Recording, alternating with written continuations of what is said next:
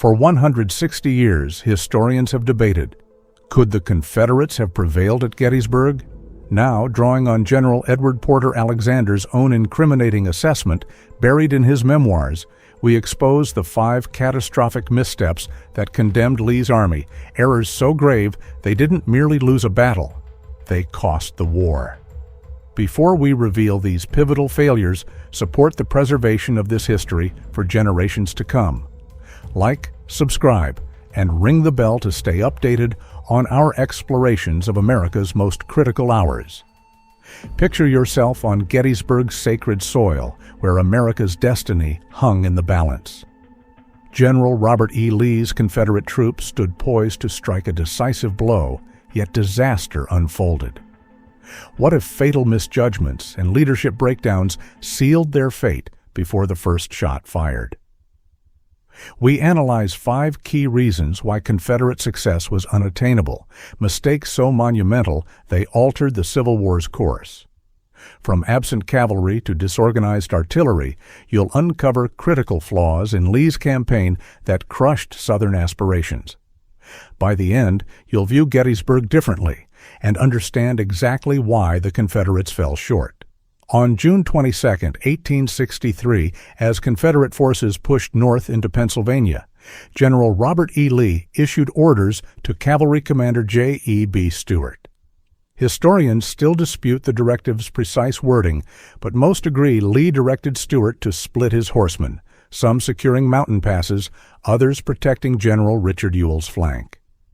In a contentious decision, Stuart ventured farther east than Lee likely anticipated, hunting supplies and harassing Union lines. This let Union troops wedge themselves between Stuart's cavalry and Lee's main force. As a result, Stuart diverted north, only returning late on July 2, 1863. Lee was left without crucial cavalry intel during Gettysburg's opening days. Horsemen acted as the Army's eyes, monitoring enemy positions and maneuvers. Their absence left Lee blind at a pivotal moment, undermining his tactical choices. Confederate artillery officer Edward Porter Alexander later denounced Stuart's actions as a colossal blunder. Splitting cavalry defied fundamental military doctrine of unified force. Such raids seldom delivered tangible advantages, but invited grave peril, Alexander insisted. He argued cohesion should have outweighed risky gambits. Had Stuart been present from the start, Alexander believed the battle's result might have shifted. Full Confederate mobilization early on could have opened paths to victory. By allowing Stuart's detachment, Lee took a needless risk that compromised Gettysburg's defense. Most historians side with Alexander. Stuart's absence changed the battle's trajectory. Whether due to Stuart's decisions or Lee's unclear orders, this incident highlights how miscommunication and strategic failures shape military outcomes. Losing Stuart's cavalry cost Lee vital intelligence that could have given the Confederates an advantage. On June 30, 1863, a brigade from General Harry Heth's division entered Gettysburg searching for shoes. They believed General George Meade's Union Army was 15 to 20 miles south, expecting no resistance. But as Confederates advanced, they found entrenched Union cavalry. Instead of attacking, Heth pulled back, returning on July 1st with his full division and Dorsey Pender's reserves. When Heth and Pender's 12,000 men reached Gettysburg, they faced General John Buford's 3,000 Federal cavalry. Though outnumbered, Buford's men held firm until Union reinforcements, the 1st and 11th Corps, arrived, swelling Union numbers to 23,000.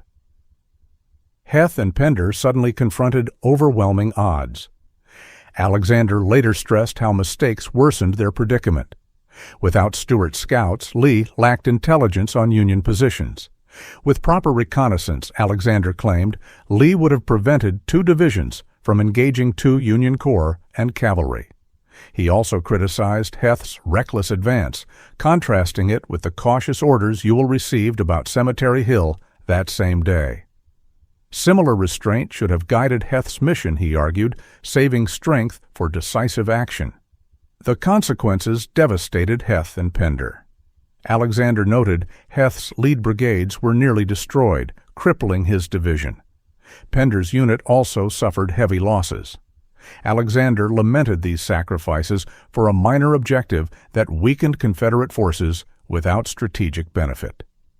Though reinforcements later stabilized Confederate lines, Alexander saw this as a warning against poor intelligence and planning. Heth and Pender's depleted divisions hindered later efforts, underscoring the need to prioritize core objectives. After Gettysburg's first day, Union forces held Cemetery Hill, a formidable defensive position. Confederate General Richard Ewell then chose between attacking on July 2nd or withdrawing to Seminary Ridge. Alexander later wrote that while the Confederate position was strong, it paled next to the Union's high ground advantage. He argued their line was defensible and couldn't have been overrun. Alexander believed Meade should have attacked under public pressure, but Lee's reports show he attacked fearing his army was too far from supplies for prolonged operations. Alexander dismissed this concern.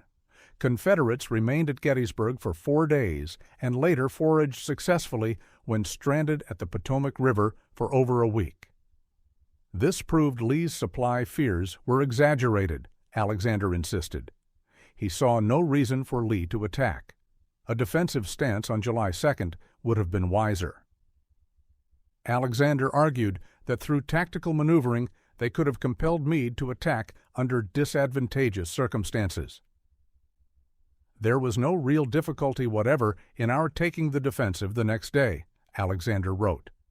By choosing to attack instead, he calculated Lee threw away 60% of Confederate chances for victory at Gettysburg. Alexander considered this the battle's and campaign's pivotal moment, a disastrous error that guaranteed Confederate defeat. It demonstrates how wartime decisions reshape history's course. While Lee's boldness motivated his troops, Alexander's analysis indicates restraint might have preserved Confederate strength and altered the Civil War's trajectory. In later reflection, Alexander acknowledged Seminary Ridge was defensible, but couldn't compare to the Union's formidable Cemetery Hill position. He called the Federal location the strongest defensive site of the war, effectively boosting their numerical and firepower advantage by 50%. The Union deployed 94,000 troops against 72,000 Confederates with superior artillery. Combined with their elevated position, Alexander judged Union defenses unassailable. Observing this, he condemned Confederate preparations for July 2nd. No reconnaissance occurred and no nighttime preparations were made. No proper reconnaissance happened, Alexander noted. This allowed General Meade to reinforce his defenses unimpeded. Verily, that night, it was pie for Meade. Alexander also criticized the deployment of Ewell's corps. After repositioning near Gettysburg, Ewell requested permission to take Culp's Hill. Lee agreed, but Ewell failed. Alexander believed Culp's Hill was untakeable, yet Ewell's corps remained poorly positioned near Cemetery Hill. Alexander protested that Ewell's men and artillery were wasted there, immobilizing a significant Confederate force during Gettysburg's decisive moments. Ultimately, Alexander attributed July 2nd's failures to poor planning and reconnaissance. These mistakes enabled Meade to solidify his dominant position, crushing Confederate hopes. General James Longstreet assigned Alexander to command 1 Corps artillery for Pickett's charge on July 3, 1863. His objective? Launch a devastating bombardment to rupture Union lines, crush morale, and clear the infantry's path. As Alexander explained, they intended to tear the enemy limbless before advancing, but Confederate artillery suffered from divided command. While Alexander directed the main barrage, other corps' batteries operated independently. Each chief artillery officer worked alone, Alexander wrote, weakening their collective impact. One critical failure involved General William Pendleton, Lee's artillery chief.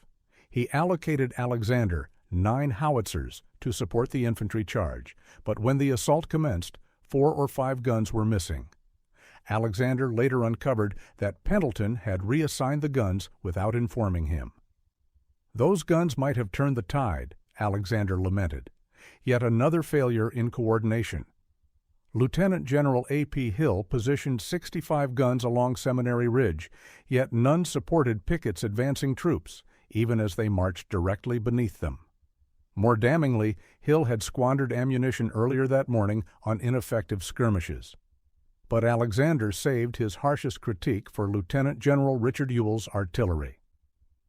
The Confederate line curved around the Union's fishhook formation, offering a chance for devastating flanking fire. Yet Ewell's guns remained largely silent. Only one of his 5 artillery battalions joined the bombardment. Alexander pinned this chaos on the lack of unified command. A skilled chief, he argued, would have synchronized every battery for maximum effect. Instead, Pendleton's passive leadership allowed fragmented operations, throwing away a pivotal tactical edge. The entire artillery effort, Alexander concluded, was mismanaged. Disarray gave Union Major General Henry Hunt time to weather the barrage and ready his defenses for Pickett's charge. These failures sealed the assault's fate, and with it, the battle, the campaign, and ultimately the Confederacy's fortunes. Through Alexander's eyes, we see Gettysburg's 5 fatal flaws. Was Southern defeat preordained, or did a cascade of squandered opportunities, miscommunications, poor coordination, wasted resources seal their doom? What if a single clearer order, one wiser decision, or tighter discipline had rewritten history? If this analysis of war's razor-edge moments intrigues you, join our community of history guardians. Like, subscribe, and ring the bell to explore more pivotal crossroads. And tell us which Gettysburg what if lingers in your mind.